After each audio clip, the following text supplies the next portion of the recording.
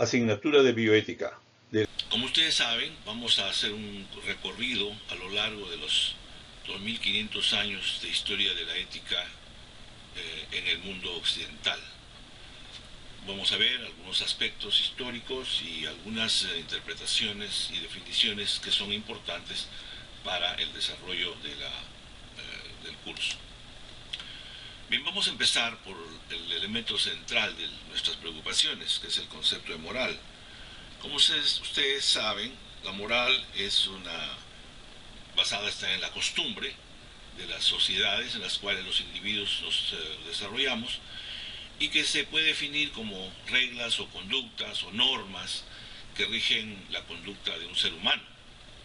Esto obviamente está en la relación que podemos establecer entre el individuo, cada uno de nosotros, con el grupo social en el cual nos desarrollamos.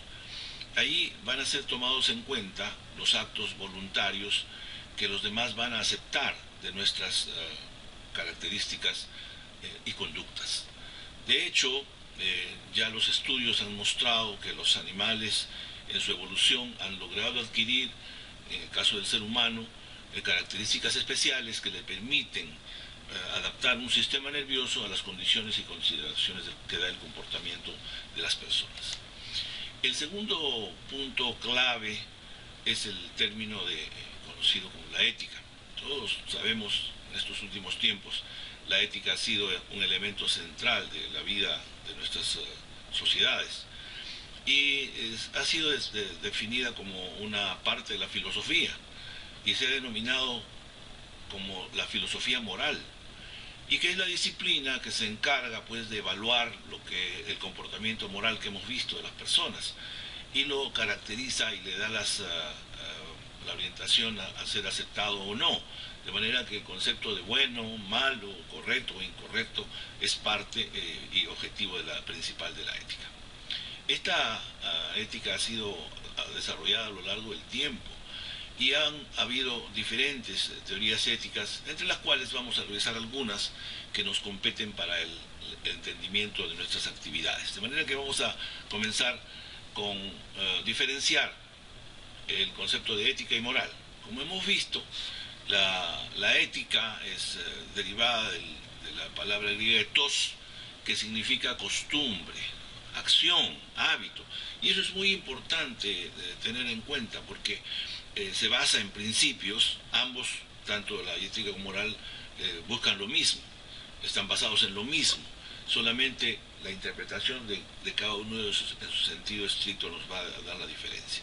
La ética es un saber teórico. En cambio, la moral es un saber práctico, porque es el que desarrollamos frente a nuestra comunidad, dentro de los actos humanos que desarrollamos. La ética es una reflexión abstracta, necesita una lucubración, una interpretación, mientras que la moral es un hecho que se arregla con los valores y es rápidamente concebido por el grupo social, y aceptado o rechazado. Y además la moral es una reflexión concreta, en contraste con la interpretación abstracta de la ética. Y por último, la ética, desde que el ser humano sintió la necesidad de comprender, tuvo que recurrir a este elemento para poder determinar y definir sus acciones. Mientras que la moral ha existido siempre, va a seguir existiendo y va a adaptarse a los cambios que tanto el hombre a lo largo de su existencia como las sociedades se desarrollan. Van a aparecer nuevos criterios morales, nuevas conquistas morales, nuevos retos morales, nuevos dilemas morales que la ética tendrá que resolver en su oportunidad. Para entender la ética debemos recordar algunas partes importantes de lo que es el hito histórico. Los antecedentes históricos se remontan a más de 2500 años. Recuerden ustedes que en las épocas helénicas, en la Grecia Magna, un grupo de personas que vivían en condiciones precarias desarrollaron un enorme conocimiento que dura nuestros días. La mayor parte de ellos carentes de toda instrucción básica, con carencia de los medios que hoy día contamos, pudieron desarrollar, entre otros, gran parte del conocimiento como lo vemos ahora. En las imágenes podemos apreciar a Sócrates, a Platón y a Aristóteles, que son de repente entre los centenares de personajes que escribieron, pensaron y escribieron algún tipo de de manifestación que terminó en conceptos de conocimiento, de ética y de ciencias en general. Lo importante es que esta primera etapa de la ética se denomina la ética de la virtud, porque fue precisamente los griegos presocráticos los que, lucubrando sobre el tema, consideraron que los actos buenos o la propia belleza eran situaciones que agradaban a los demás. Es mucho más fácil entender que un acto bueno que realiza una persona honrada, honesta, se perfila y es apreciada por la comunidad. De manera que la virtud, en este sentido, como ellos le llamaban con el concepto de arete, era el concepto de la excelencia, lo máximo que se podía esperar de un guerrero, de una persona, de una mujer, de un varón, o quien fuera. Y el objetivo era, como dicen, esta ética hipotética, porque estaba basada en el concepto de la vida buena. Entonces, para ser virtuoso había que ser correcto en nuestras actitudes. De manera que por eso esta ética que se denomina hipotética, su objetivo principal era lo bueno de la vida, las cosas buenas de la vida. De ello esperaban, y miren, de alguna manera lograron hacer un gran descubrimiento, pues les permitieron encontrar el concepto de la virtud, porque obviamente no había necesidad de ser un gran filósofo para encontrar la virtud como elemento central de la vida de una sociedad, pero alguien tenía que escribirlo, alguien tenía que pensar alrededor de ello, alguien tenía que poner una teoría ética en este sentido. De manera que, de esta manera creo que tanto Sócrates con el método mauyéutico, pues aprender, como en las clases que vamos a dar, a sacar de los estudiantes el conocimiento rico que han aprendido durante sus primeros años, o como Platón, el gran escritor del mito de la caverna, que es el primero que nos da el concepto de alma, de espíritu, que es un concepto muy importante. Lógicamente tiene sus detractores, pero indudablemente un pensador de gran profundidad. Y Aristóteles, que probablemente sea el más significativo de todos, porque tuvo más erudición, tuvo más posibilidades de enseñar su arte. De manera que esta primera etapa de la ética virtuosa, que se desarrolla en la ética clásica de Grecia, incluye también a Hipócrates y a Galeno, que son dos personajes que por alguna razón dedicaron sus esfuerzos un poco filosóficos a la ciencia, ¿no? y generaron los primeros avances de lo que hoy día conocemos como el concepto griego de la medicina, el juramento hipocrático, el corpus hipocrático y otras situaciones. Esto ha durado hasta el cristianismo prácticamente, porque el cristianismo que aparece a inicios de nuestra era marca un principio y un fin. Probablemente Grecia decae, es avasallada por Roma, y Roma a su vez genera 7 siglos de dominación que terminan precisamente con el inicio del cristianismo. Para resumir entonces, esta primera etapa estaba caracterizada por el concepto de la ética y la virtud, que era lo que hemos mencionado, el acto virtuoso. Estaba basada en el naturalismo. Ellos reconocían con mucha claridad el efecto de la naturaleza. Ellos podían observar las estaciones, el día, la noche, podían observar la reproducción de los animales, los diferentes tipos de observaciones que hacían.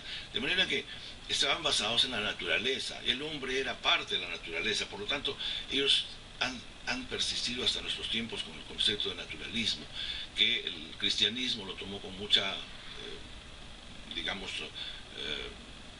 precisión para aplicarlo a las funciones que ellos han considerado incluidas en la religión. Y por último, podríamos tomar en cuenta el concepto de la fronesis, dado por Aristóteles, que determinaba que las acciones éticas, las funciones virtuosas, estaban determinadas por el concepto de la fronesis, es decir, el justo medio que permitía que las personas de una manera prudente tomen decisiones que la ética las respaldaba y las hacía suyas. De hecho, para los conceptos ya de nuestro tema, después del juramento hipocrático y del oscurantismo que hubo durante los años primigenios de las sociedades humanas, probablemente hasta el año 1200, 1300, que cuando comienza el Renacimiento comienzan a reflorecer todo ese conocimiento greco-romano y judaico que habíamos iniciado en los primeros siglos. Y ya en los tiempos modernos aparece un concepto de la ética médica. Y esto se debe a que en el siglo XVIII, Sir Percival Pott, un médico moralista, un devoto cristiano, fue encomendado para realizar un folleto que lo llevó a cabo y estableció lo que él llamó medical ethics. En inglés obviamente corresponde a la ética médica. Probablemente fue el primer código que se aplicó sobre todo en los hospitales ingleses para las relaciones que se establecían entre los profesionales y entre los médicos y cirujanos, que eran en esos tiempos dos ramas de la medicina. Y posteriormente la American Medical Association, la AMA, unos años después, adapta un código que también se conoce como Medical Ethics, de manera que gran parte de la vida de la medicina antigua y moderna se ha basado en esos dos conceptos: el concepto de la ética griega, hipocrática, y el concepto de la ética médica o medical ethics de Sir Percival Pott. De manera que así estuvimos regidos durante muchos años. Lo importante es que hay que conocer es que además de los cambios, llamemos históricos, que tiene la ética, también aparecen unos cambios sociales importantes. Y probablemente en la parte filosófica, Sir John Locke, Hume, Benjamin Mill crean una nueva forma de comprender la ética y trazan un concepto que se ha utilizado hasta nuestros tiempos, que se llama la falacia naturalista. Ellos echaron por tierra los conceptos de la ética virtuosa. Ellos consideraron que el hombre no era sujeto de ser bueno por una condición previa, natural, sino que el sujeto podría hacer actos éticos siempre y cuando su concepto moral estuviera basado en la utilidad de las cosas. De manera que el bien común de las personas es el elemento central del utilitarismo que generaron en Inglaterra estos personajes. Y de hecho son la base, entre otras, de los derechos humanos. De manera que John Locke, por ejemplo, que fue un personaje del siglo XVI, era un escribano de un terrateniente inglés, que entre otros fue el creador de la psicología, porque escribió muchos textos sobre el tema en tiempos muy remotos, indudablemente. Consideró la tabula rasa, que los hombres éramos personas que teníamos al nacer una condición para ser éticos, pero no éramos éticos, que eso se tenía que aprender. Por otro lado, Hume, Bentham y Mill establecieron las condiciones del valor intrínseco del beneficio de las personas, y ellos desarrollaron a lo largo de la historia y crearon y dejaron el utilitarismo como una parte importante en el concepto social, que tuvo una gran influencia en la filosofía. De manera que estos dos conocimientos hermanados hicieron este cambio que la naturaleza y la historia ha aceptado a lo largo de los tiempos. Después ellos insistieron en que el concepto de la ética estaba basada, y así como los griegos habían insistido en la virtud, y Kant, vamos a ver ahora, con el deber como el elemento central de la deontología y de las acciones éticas, por este lado, la utilidad que ellos establecieron estaban orientadas, como todas sus lecturas y todas sus orientaciones y definiciones, a que las acciones buenas estaban convalidadas siempre y cuando todas ellas estaban orientadas a el beneficio humano. De manera que con este concepto se cambió muchísimo la filosofía, y probablemente ha tenido una gran influencia en la aparición de la bioética, porque van a ver ustedes cómo la bioética se alimenta de la ética virtuosa por sus conceptos básicos, ¿no? Ustedes saben que la beneficencia y la no maleficencia son los conceptos más antiguos, históricamente hablando. Los conceptos modernos de los derechos humanos y sobre todo de la autonomía y de la famosa justicia son elementos que han constituido la bioética moderna, pero son incorporados a estos conceptos. No podríamos haber llegado a la bioética si no es que hubiéramos considerado estas etapas importantes del desarrollo histórico de la ética. Una observación especial es la que tenemos que dar a la revolución moral de Kant. Recuerden ustedes que Immanuel Kant fue un prusiano, hoy alemán, que nació en Königsberg, una localidad que hoy día está ocupada en territorio ruso, pero en su tiempo era una población alemana un poco aislada del tráfago de las metrópolis alemanas, pero que generó en este grupo de personas lideradas por Kant el gran desarrollo de una ética muy específica y orientada fundamentalmente al desarrollo de las intenciones, de la voluntad del bien, y estableció de alguna manera el famoso idealismo alemán, que estableció las bases del desarrollo de la autonomía. Vean ustedes, hoy en día los derechos humanos y la vida en sociedad está basada en la capacidad de las libertades de las que gozamos los seres humanos y que están perfectamente establecidas. Se generaron por la idea de Kant y establecieron el famoso concepto del imperativo categórico. El imperativo categórico, entonces, miren, si ustedes consideraran la ética un rompecabezas, una de las piezas más importantes de una actitud moral, sea cual fuera, utilitaria o virtuosa o lo que fuera, o de los nuevos tiempos, no se puede pasar sobre el concepto del imperativo categórico de Kant. Y él establece, pues, de una manera, lo dice, ¿no? Obra de tal manera que tu conducta pueda valer siempre como ley universal y procede de modo tal que traces a la humanidad, tanto en ti como en los demás, como un fin en sí mismos y jamás, nunca como un medio. Esto es muy importante. Él no está tan embebido en las cuestiones naturalistas del ser bueno o malo, sino más bien es la intención. Y probablemente la respuesta sería la corrección o incorrección del acto antes que el concepto clásico del bien y el mal, que obviamente están basados en una muy fuerte base en el naturalismo, no permiten muchas veces tomar decisiones que en otras condiciones se consideran indispensables para tomar decisiones. La ontología es una parte de las éticas universales, es una forma ética. Está basada fundamentalmente en el concepto del deón, que en griego se traduce como el deber. Y aquí sí considera con mucha categoría el concepto que los actos que realizan los seres humanos, llamados correctos o incorrectos, no dependen de las consecuencias, se tienen que aplicar. Es por ello que la deontología se aplica de una manera categórica en los códigos deontológicos profesionales, en los códigos éticos de las instituciones, de manera que en general todas estas situaciones se van a producir cuando se aplican sin miramentos los conceptos que se consideran éticos para el grupo de personas que han establecido este imperativo categórico de la ontología.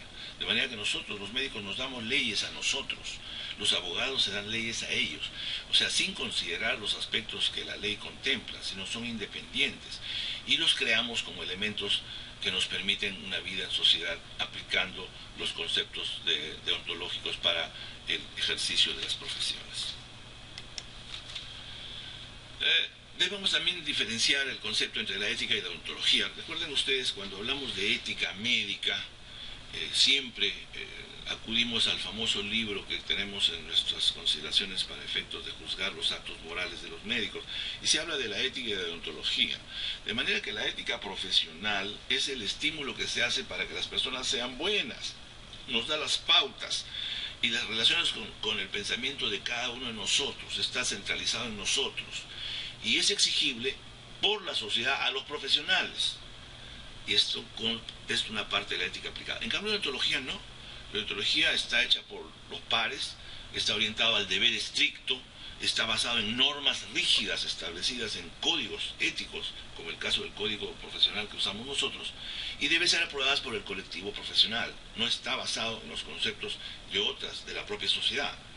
Y está basado de alguna manera entre la moral y el derecho. De manera que cuando ustedes al final de su carrera hablan sus códigos éticos y deontológicos, van a tener que validar estos dos puntos, uno estimulando a ser bueno y el otro corrigiendo a los hechos, los imperativos categóricos que hemos mencionado.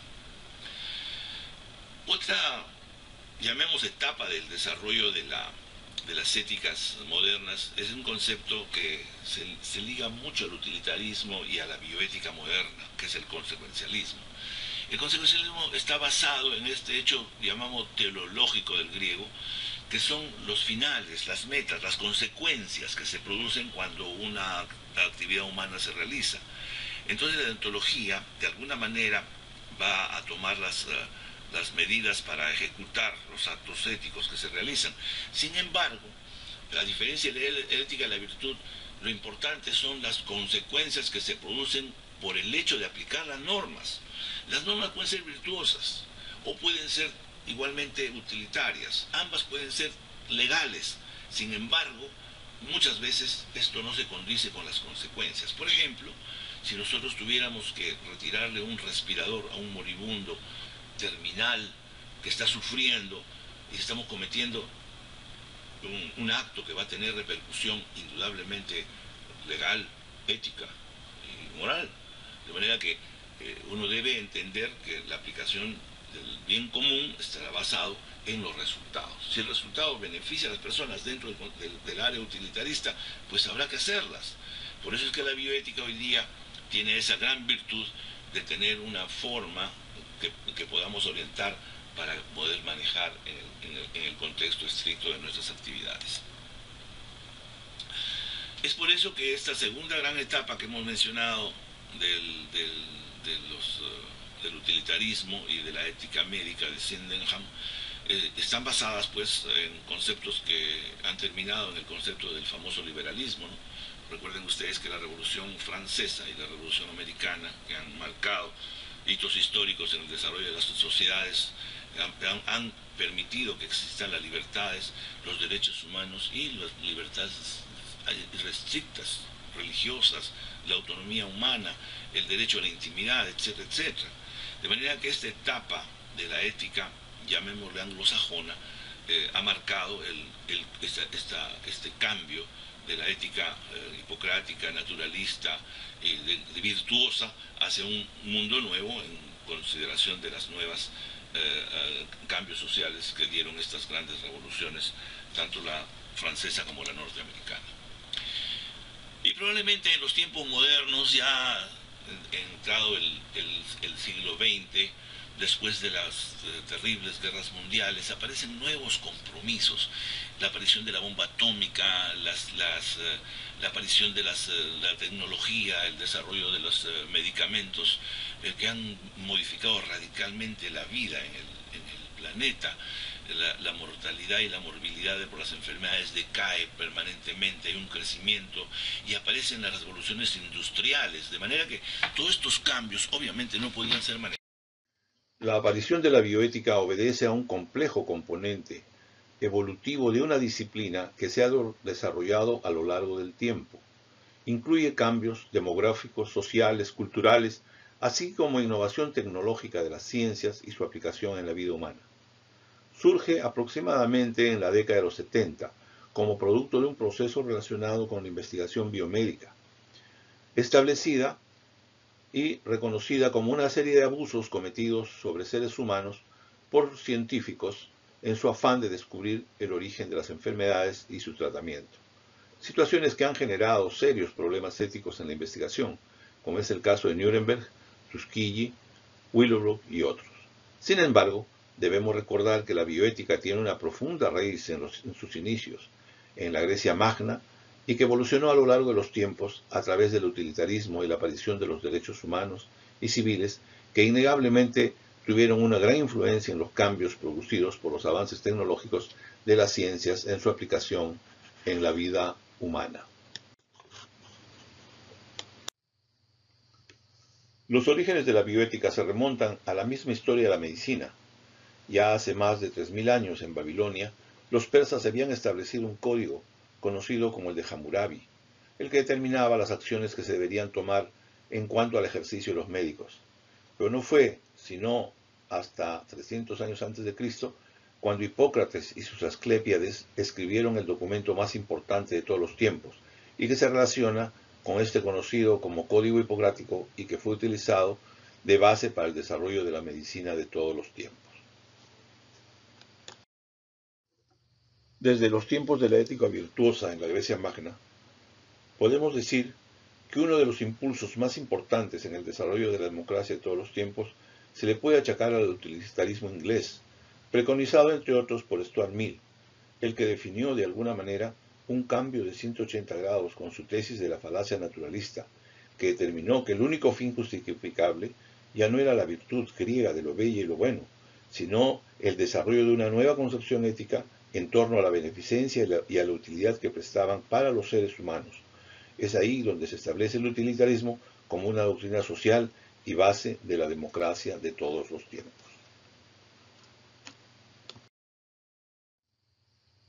Es así que desde los lejanos tiempos del Renacimiento, los cambios sociales que se produjeron en la historia de la humanidad estuvieron en Inglaterra.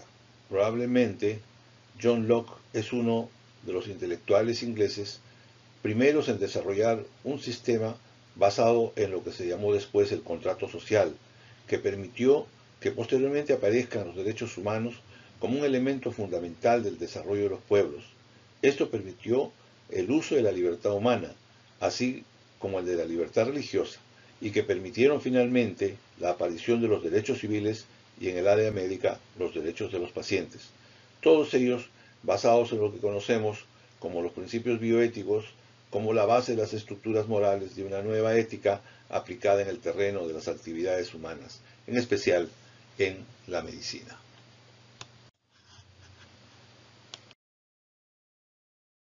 Precursores de los documentos sobre derechos humanos. A lo largo de la historia han habido numerosos intentos de búsqueda de un mínimo nivel de justicia en las relaciones entre el pueblo y sus mandatarios. Es así que las religiones acapararon durante los primeros tiempos de la civilización en Occidente las peticiones que nunca fueron escuchadas. A lo largo de la historia, los códigos religiosos que se establecieron en el Antiguo y en el Nuevo Testamento judaicos, así como el Código de Hammurabi, reclamando el trato igualitario de los seres humanos. Posteriormente, la Carta Magna inglesa fue un intento por establecer el vínculo del monarca con sus súbditos en el siglo XVI, y los códigos establecidos en México precolombino y posteriormente después en los movimientos independentistas de la Revolución Francesa y las americanas, que establecieron los derechos del hombre, que al final de la Segunda Guerra Mundial en 1949 permitieron establecer los derechos humanos como la base de la democracia y del desarrollo y el respeto a los principios fundamentales de justicia y de autonomía, y terminó con la aparición de un nuevo documento y un nuevo orden, con la desaparición de los imperios coloniales y el comienzo de las nuevas naciones, que permitieron además, mediante este instrumento jurídico y político, el reconocimiento a su libertad, basados en los principios que después se establecen como los principios de autonomía, justicia e igualdad.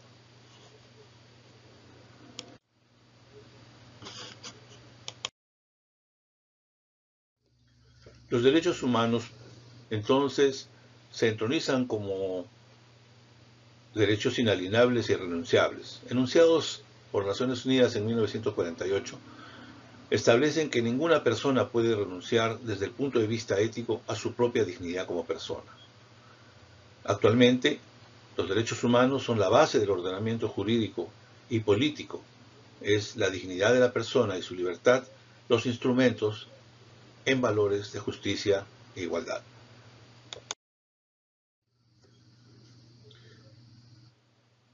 No podemos negar la importancia del desarrollo tecnológico en los tiempos modernos y su aplicación en las ciencias, en especial las de la medicina. Es así que en la década de los 50, el doctor Christian Barnard realiza en Sudáfrica el primer trasplante cardíaco. Ya habían antecedentes de que en 1954 se habían realizado trasplantes entre gemelos. Esto impulsó a Barnard a realizar el primer trasplante exitoso, pero de corta su supervivencia el paciente. Desgraciadamente, 9 de 100 pacientes que habían sido operados en esta década persistieron vivos después de un año. Estas situaciones provocaron un cambio radical en la relación de la medicina con la sociedad, porque violentaron el orden natural al utilizar el corazón de pacientes que habían estado en estado cadavérico, y la necesidad de que la sociedad debería establecer la aceptación al desarrollo tecnológico y los riesgos que sufrirían las personas sometidas a estos estudios. Otro caso importante relacionado con el inicio de la bioética se relaciona con el caso protagonizado en 1969 por el Dr. Everett Koop, cirujano naval de los Estados Unidos, experto en cirugía pediátrica, que había realizado numerosas operaciones para la corrección quirúrgica de la atresia esofágica, con un éxito extraordinario. Sin embargo, su estadística mostró que la mayoría de los niños operados tenían síndrome de Down, y portaban además otras serias malformaciones congénitas. Concomitantes a estos hechos, se sumó el retiro del permiso de algunos padres de niños con el síndrome de Down y que fueron sacados de la lista a pedido de sus padres. Y en forma contraria, también se conoció que algunos médicos habían realizado operaciones sin el permiso y conocimiento de los padres. Esto generó en esos tiempos un encendido debate respecto a las decisiones médicas que se deben tomar en pacientes que tienen problemas serios como este tipo de pacientes. El Dr. Coop se dedicó posteriormente a una campaña hasta el fin de sus días para defender los derechos de los pacientes y el debate quedó abierto. La tecnología médica tuvo un gran impacto en la segunda mitad del siglo XX. Los avances y descubrimientos fueron rápidos y aparecieron numerosos tratamientos y procedimientos diagnósticos que no se habían realizado en los 2000 años de la medicina previa. Tenemos algunos ejemplos. El doctor Benjamin Scrivener de la Universidad de Washington en 1961 inventa la hemodiálisis para el manejo de la insuficiencia renal terminal. En los años 80 son pródigos y prolíficos con la aparición, entre otros, de la reanimación cardiopulmonar por Peter Safar y que permitió un gran éxito al prolongar la vida humana por primera vez en la historia de la medicina. Y posteriormente aparecieron nuevos y más novedosos aparatos que permitieron, entre otros, por ejemplo, el uso de marcapasos y otros inventos que indudablemente modificaron radicalmente el manejo de las enfermedades humanas. La contaminación del medio ambiente fue un fenómeno que preocupó muchísimo a los investigadores del siglo XX. El doctor Fritz Jarr, pastor protestante y politólogo alemán, utilizó por primera vez la palabra bioética en un artículo sobre el medio ambiente. Posteriormente, en los años 50, en los Estados Unidos, el ingeniero Aldo Leopold, ingeniero forestal norteamericano, escribió varios libros relacionados con la supervivencia del planeta. Uno de ellos fue conocido como La ética de la Tierra. Posteriormente, en la década de los 50, el doctor Van Rensselaer Potter, bioquímico norteamericano, profesor de la Universidad de Wisconsin, es el primero en difundir mediante numerosas charlas a lo largo de su vida el tema relacionado con la ética y el medio ambiente. Específicamente logró establecer una relación inicial con la medicina y planteó la teoría de la ética global. Escribió un conocido libro denominado La bioética, el puente hacia el futuro. Como complicación, podemos decir entonces que la bioética surge como una ciencia de supervivencia. La bioética, por ende, surge como una ciencia de la supervivencia, con una visión ecologista que pretende que el ser humano preserve su vida en armonía con la naturaleza, según Van Rensselaer Potter.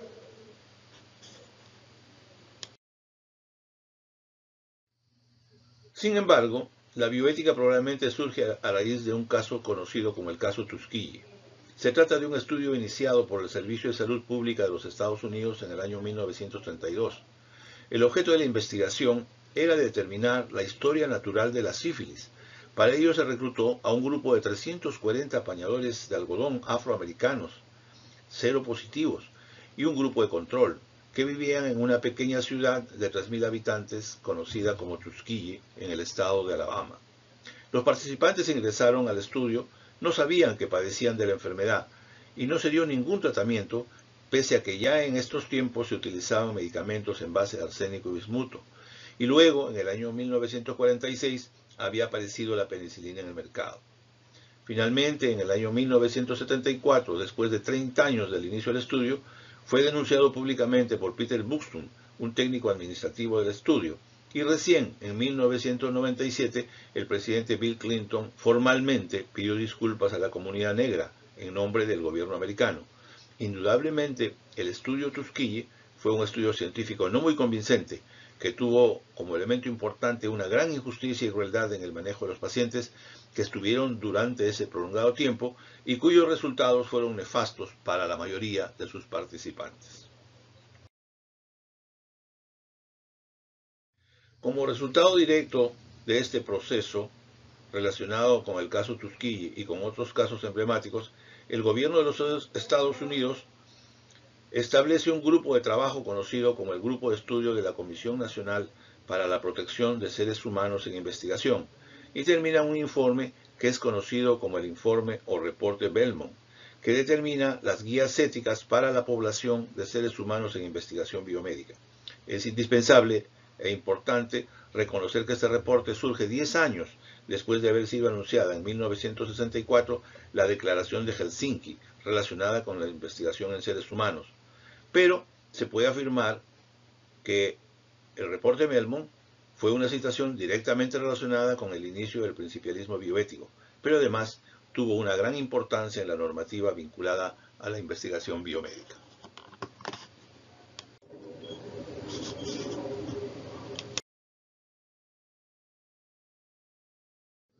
Si bien es cierto que el reporte Belmont fue realizado en función de lo que debería absolver ciertas interrogantes en las investigaciones que se realizaban en los Estados Unidos y el resto del mundo, se puede afirmar también que se orientó a distinguir a la investigación como una disciplina diferente de la práctica clínica cotidiana. Estableció la responsabilidad que deberían asumir los investigadores a través de los comités institucionales de ética de investigación que hasta ahora funcionan como producto de este estudio.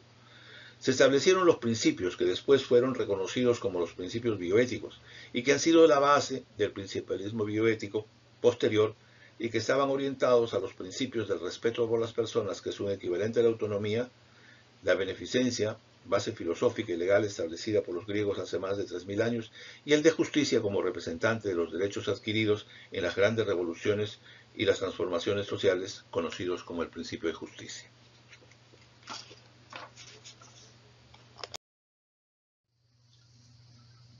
Concebida así la bioética y bajo el auspicio de sus antecedentes, los principios bioéticos comenzaron a ser utilizados y generaron una corriente ética aplicada, conocida actualmente como el principialismo, fomentada inicialmente, entre otros, por Tom Bechamp y Charles Childress, quienes establecieron la importancia de incorporarla como un elemento guía de las teorías utilitaristas con las filosofías consecuencialistas, y que tenían por objeto establecer con claridad la aplicación de los principios en la medicina, y su aplicación directa ya no solo en la investigación, como en el terreno iniciático, sino en el terreno de la clínica diaria, y en especial en la estructura de la relación sanitaria, añadiéndole al principio de no maleficencia como elemento central en el desarrollo de la medicina aplicativa en los tiempos modernos.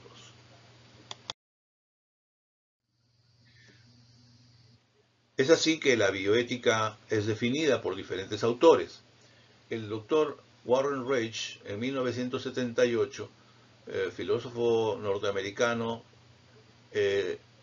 enuncia que la bioética se podría definir como el estudio sistemático y profundo de la conducta humana en el campo de las ciencias de la vida y de la salud, a la luz de los valores y de los principios morales. También una definición muy sencilla pero muy convincente es de la doctora Marta Tarasco de la Universidad de Anáhuac en México. Establece que la ética sería una disciplina que brinda una metodología que consiste en confrontar una jerarquía de valores y deducir si nuestra conducta va de acuerdo con ella. Si se está haciendo lo correcto, continuarlo. Y si se presenta el menor incidente, detenerse para analizar el proceder. De manera que con estas dos definiciones podríamos tener un contexto parcial de una problemática que es mucho más compleja y que necesitaría de repente algunas definiciones.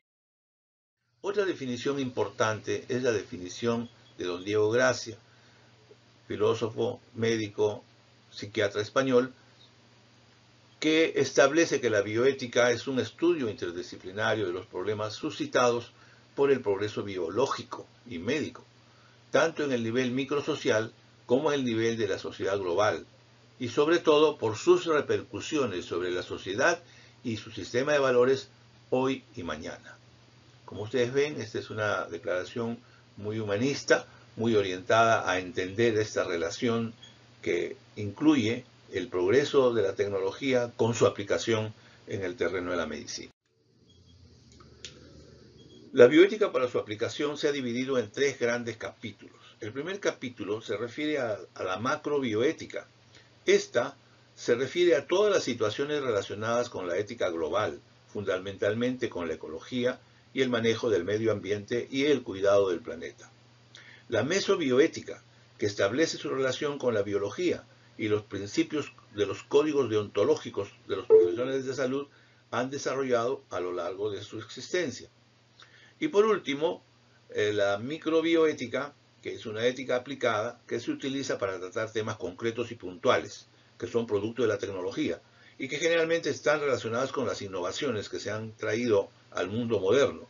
Entre ellas se prioriza el estudio de la eutanasia, el aborto, los problemas raciales, la tercera edad, la psicoética, el genoma humano y la muerte con dignidad, entre otros temas que son de vital importancia para la aplicación de la tecnología en la vida humana. La bioética se ha desarrollado como una importante situación vinculada en su aplicación a numerosos campos del desarrollo social y cultural de la mayor parte de especialidades en el mundo actual. Ha servido de base a través de sus fundamentos para la interpretación de los aspectos históricos, los fundamentos filosóficos y han generado el concepto de la ética en el derecho, creando el concepto del bioderecho. Tiene una gran influencia en la educación y en la información, a través de las actividades docentes que se realizan en las diferentes especialidades. Tiene también un enorme valor en el desarrollo de las ciencias sociales, de la cultura y de los valores humanos, en especial en la preservación de los derechos, de la medicina tradicional y sobre todo los movimientos sociales y de las de gobernabilidad de democracia. También se ha establecido una importante participación en el manejo de los desafíos emergentes. Esto permite, en los terrenos del desarrollo y en el avance de la tecnología, como lo ha permitido en el caso de la genética, la clonación, los aspectos relacionados con el género, el medio ambiente y la tecnociencia. Tiene también una especial relación con la investigación científica, habiendo tenido una gran importancia en el establecimiento de la legislación, sobre todo en Latinoamérica. Ha brindado su gran influencia en el desarrollo de los códigos internacionales y en las declaraciones y protocolos de investigación. Es un eje fundamental en el desarrollo de los comités de ética de investigación y de otros comités relacionados con su aplicación. En los últimos años se ha desarrollado de una manera muy especial la ética clínica, que nosotros aplicamos en nuestros cursos y que además permiten establecer y desarrollar una armónica relación en la relación médico-paciente, en la experimentación humana y animal y sobre todo en el énfasis en los extremos del inicio y en el fin de la vida. Hoy en día la bioética es la base del desarrollo de los problemas vinculados a la salud pública, intercomunitaria, internacional y nacionales. Basa gran parte de sus principios en el problema y desarrollan la salud, la legislación sanitaria y los recursos en salud.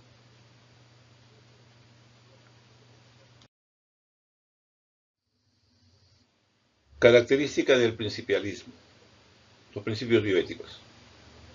Como podemos observar, la bioética ha desarrollado en los últimos tiempos, basada en su importancia en las circunstancias en las cuales se desarrolla la sociedad mundial, y está relacionada con un conjunto de postulados básicos. Los principios se pueden considerar como deberes de prima facie, es decir, aquellos que deben ser cumplidos, a no ser que entre en conflicto con otros deberes iguales o más fuertes. La ventaja del principialismo es que es un método fácil de aplicar. Son una herramienta que podemos utilizar en las diferentes disciplinas, en especial en la medicina, para ordenar las discusiones cuando se presenten problemas éticos. Por este hecho, tienen una enorme ventaja operacional, porque permite discutir, deliberar y sacar conclusiones consensuadas de los problemas bioéticos que nos problematizan.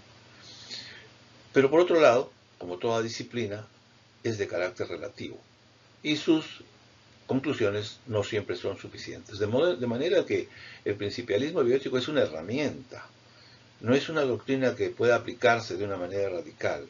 Sirve para debatir, para tomar decisiones consensuadas, para tener una visión humanista de los procesos que nosotros debemos enfrentar, en especial en el terreno de la ética clínica, en la investigación, y también en las otras áreas de acción, como en el medio ambiente y en los problemas relacionados con las otras tecnologías que nos ofrece la cultura universal.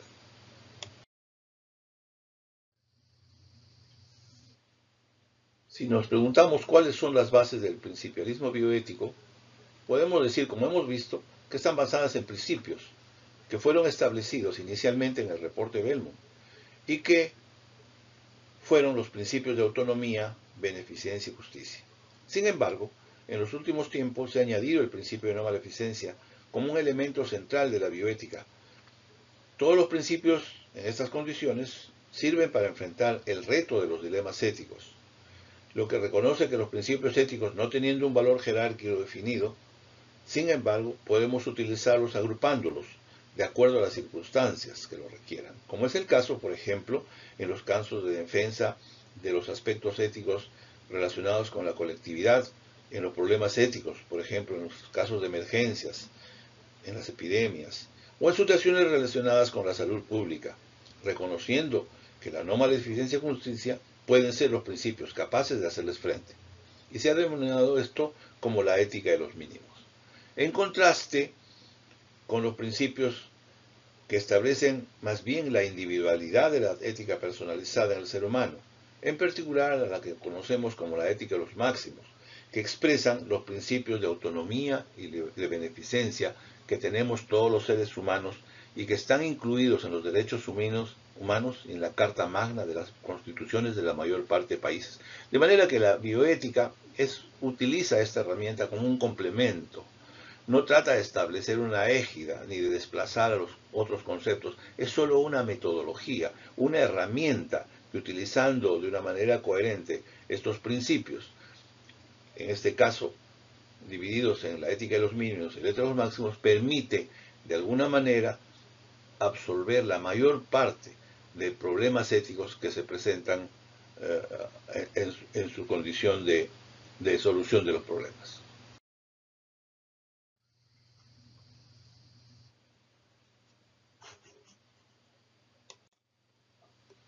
Si nos dirigimos a las características de la bioética, podemos establecer que la bioética, siendo originaria de Norteamérica, pretende que en América Latina se pueda establecer un modelo más dialógico por sobre el pragmatismo y el utilitarismo sajones que se practican en Estados Unidos.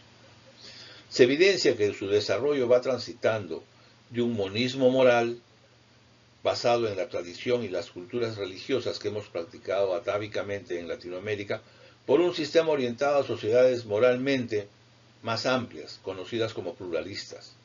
Es el caso en que algunas sociedades del norte de Europa y de Estados Unidos evidencian este pluralismo moral. Podemos compartir unos mínimos de autonomía y de justicia, respetando los derechos individuales con los colectivos contemplados en las doctrinas filosóficas y éticas preponderantes en algunos países del mundo. Como lo establece Adela Cortina en su predicamento.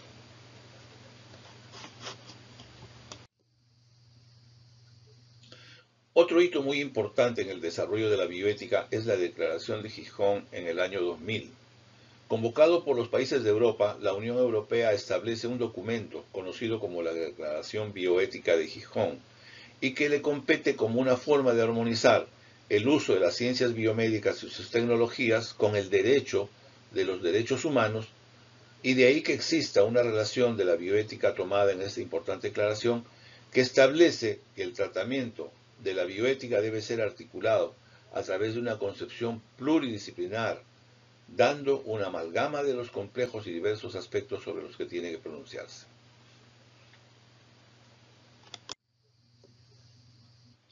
Las premisas básicas de la bioética, según algunos investigadores y autores, para su aplicación correcta, están basadas en algunos estamentos que es bueno diferenciar. En primer lugar, la bioética es una disciplina de carácter civil y laico. No se puede basar en ninguna confesión religiosa. Debe ser de carácter pluralista, es decir, aceptar todos los enfoques que se puedan establecer de las ideologías diversas.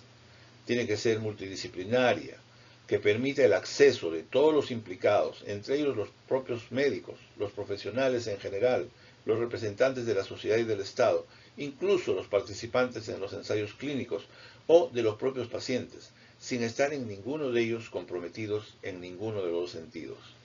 Debe ser de carácter universal, es decir, debe aplicarse a todos por igual. Sería inmoral si no se puede hacer de una doctrina una aplicación universal, o si el beneficio de algunos se consigue con el juicio perjuicio de otros. Otro hito importante en la consolidación de la bioética es el hecho de la emisión en el 2005 por la Organización de las Naciones Unidas para la Educación y la Ciencia y la Cultura, la UNESCO, de la Declaración Universal sobre Bioética y Derechos Humanos en París. La UNESCO, signada por sus antecedentes en la Declaración Universal sobre el Genoma Humano y los Derechos Humanos y la Declaración Internacional sobre Datos Genéticos Humanos, en la declaración trata sobre las cuestiones éticas relacionadas con la medicina, las ciencias de la vida y las tecnologías conexas aplicadas a los seres humanos, teniendo en cuenta sus dimensiones sociales, éticas, jurídicas y ambientales, y define así el rol de la bioética en el desarrollo de la propuesta de su aplicación de los principios bioéticos en la solución de los problemas éticos mundiales.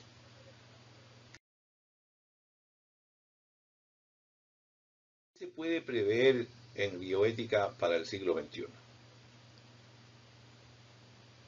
Es evidente que existen grandes avances relacionados con la globalización mundial. Hay una indudable aparición de un pluralismo ideológico asociado a una crisis de las religiones mundiales. Otro fenómeno importante son las migraciones masivas que se van realizando en el desplazamiento de millones de seres humanos entre países y continentes.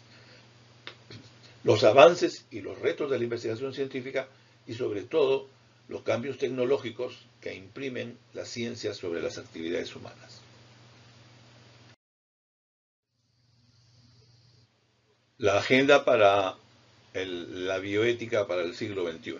Indudablemente existen numerosas inquietudes que se han abierto en este nuevo siglo. Entre ellos, es importante reconocer que existen importantes cambios demográficos. Hay un envejecimiento poblacional mundial y problemas relacionados con los sistemas de salud, el financiamiento, la relación médico-paciente y de los equipos de salud, la relación clínica y las relaciones entre el paciente y el cuidador. También hay un auge en el desarrollo de las neurociencias, en los terrenos del mejoramiento genético prenatal y en la genética predictiva, en las integraciones genéticas en las enfermedades humanas, en la determinación biológica del comportamiento, la aparición y el desarrollo de la inteligencia artificial, los cuidados al final de la vida, las formas del morir humano. También la tecnología en la área clínica, operativa y administrativa ha incurrido, como por ejemplo con las fichas clínicas electrónicas compartidas, la aparición de los bancos de datos, la Big Data, la confidencialidad de los datos, los bancos de muestras biológicas de gran importancia en el desarrollo de las investigaciones. También hay un nuevo terreno totalmente para explotar relacionado con la medicina regenerativa, los trasplantes de órganos, las técnicas reproductivas innovadas, los reemplazos mitocondriales, la investigación terapéutica en la práctica clínica, los problemas relacionados con la salud mental, sobre todo poblacional y las adicciones, y nuevas relaciones de enfermedades, las epidemias, las pandemias, la bioética especulativa y otros muchos avances que todavía no cesan ni han sido determinados.